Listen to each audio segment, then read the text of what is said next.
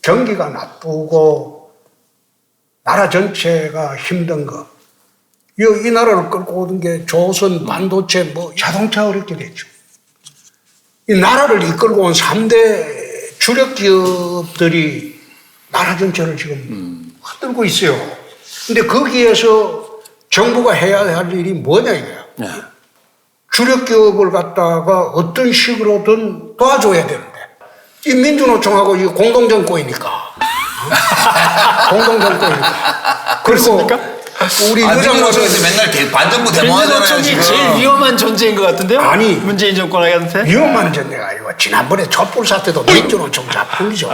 무슨 정조적 민주노총 작품. 그 민주노총 집단에서 뭐 경찰관 두드러 패는 거는 예사고, 강검서 청구하는 거는 예사고, 시위할 때는 서울 시내가 마비되더라도 책임 안 지고, 이게 예사예요. 헌법에 노동상권을 보장한 것은 노동단체들이 약하다는 거, 사회적 약자라는 걸 전제로 하는 겁니다. 그러니까요. 근데 이미 대한민국에서 민주노총하고 강성노조는 사회적 약자가 아니고 사회적 먹이사슬이 제일 위에 올라가 있어요. 그러니까 이제 우리 홍 대표님이 노동조합 또는 이제 민주노총 대기업 노조에 대해서 이렇게 비판적인 그 시각을 갖고 계시다는 건 제가 잘 알고 있어요. 근데 제가 이제 그 논의를 할 때는 물론 그 전혀 터무니없는 말씀은 아니라고 생각해요. 저도 그 경청할 만한 대목들이 있다고 생각을 하는데 여기서 전제로 해야 될 게 왜 헌법에 노동자들이 카르텔을 만들 수 있도록 특별히 보호를 했을까를 보면 이 노동력이라는 상품은 딴 거하고 달라요. 딴 거는 가격이 떨어지면 공급이 줄어요. 수지가 안 맞으니까. 노동력이라는 이 상품은 시장에서 거래되는데 가격이 떨어지면 떨어질수록 공급량이 늘어요. 못 먹고 사니까. 그래서 이걸 경쟁에 맡겨놓으면 경쟁의 압력 때문에 계속 노임이 떨어지고 노임이 떨어지면 노동자들이 더 많이 일하려고 그러고 그럼 그럴수록 노임은 더 떨어지고 이래서 이 사람들이 생존 수준 이하로 가버리기 때문에 이 상황을 막기 위해서 카르텔을 만들도록 노동조합에 대한 보호 규정을 헌법에 만든 거거든요. 자, 여기까지는 인정하시죠? 그렇죠. 근데 우리나라에 피용 근로자, 그러니까 남한테 고용되어서 월급을 받고 시급을 받고 또는 주급을 받고 월급을 받고 일하는 노동자들이 100명이 있다. 그러면 노동조합으로 조직된 10명이 안 돼요. 그러니까 지금도 노동조합을 더 많이 만들도록 격려해야 돼요, 우리가. 그 노동조합을 만들지 못하게 가로막고 있는 각종의 편법, 불법적인 억압이나 이런 걸 걷어내고 더 많은 노동자들이 노동조합을 조직할 수 있도록 북돋우는 게 필요한 국민으로 저는 보고요. 두 번째, 그 조직률이 그렇게 10%밖에 안 되는데 10.7%. 뭐 어떨 때 10% 밑으로 내려가요. 근데 큰 기업, 그러니까 지불 능력이 좋은 수출 대기업, 여기 막 몇만 명 단위로 조직되어 있는 노동조합이 있죠. 여기가 세고 노동조합은 노동자의 권익을 도모하는 데니까 당연히 국민 경제 전체를 생각하기보다는 자기네들 조합원들의 이익을 생각하니까 우리가 밖에서 보기에는 부당해 보이는 요구를 하기도 지나친 요구를 하기도 하고요. 그 책임이 그러면 오로지 노동조합에 있냐 이건 또 다툼의 여지가 있지만 그런 문제들을 안고 있긴 해요. 안고 있긴 한데 그렇다고 해서 대기업의 그런 노조 때문에 우리 경제가 망하고 있다. 이렇게까지 말하는 거는 그런 이제 우리 홍 대표님의 어떤 정치적 취향 이거를 너무 확대 적용하시는 건 아닐까 그런 생각 좀 있어요. 네, 우리 지금 유 장관님 말씀도 이해가 되는데 제가 이야기하는 거는 노조를 부정하는 것이 아니고 노조가 부당한 행동을 하지 마라 이겁니다. 사용주의 경영권도 인정을 해주라 이거예요. 최근에 어느 SUV 자동차가 인기가 있어가지고 라인 정설을 하려고 하니까 그걸 저지른 거예요. 그러니까 어느 SUV는 신청을 하면 6개월에서 8개월, 1년 걸려요.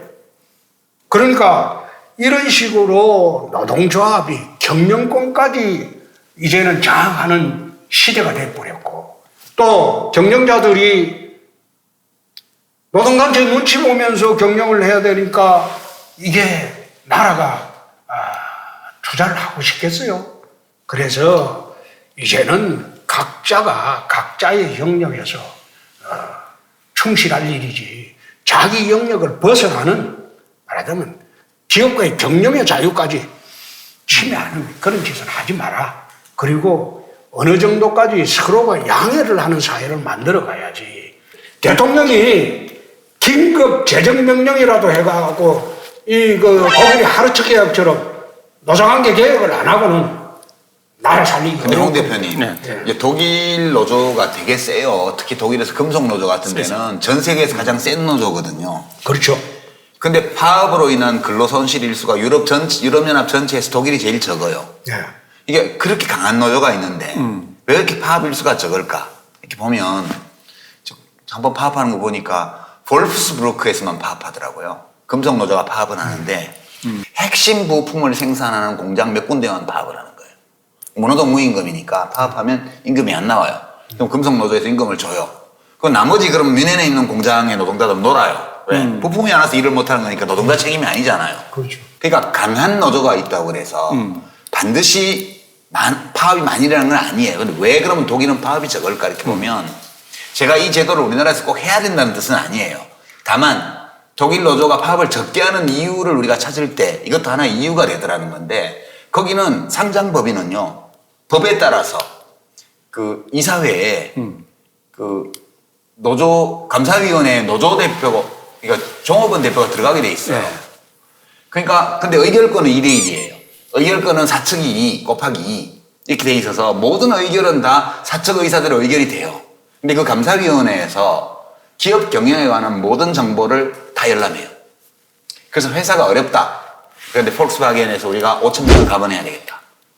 그럼 5,000명 감원할래? 아니면 노동시간을 36시간에서 30시간으로 임금 보상 없이 줄여서 잡 쉐어링을 할래? 이렇게 노조에다가 탁 던져요.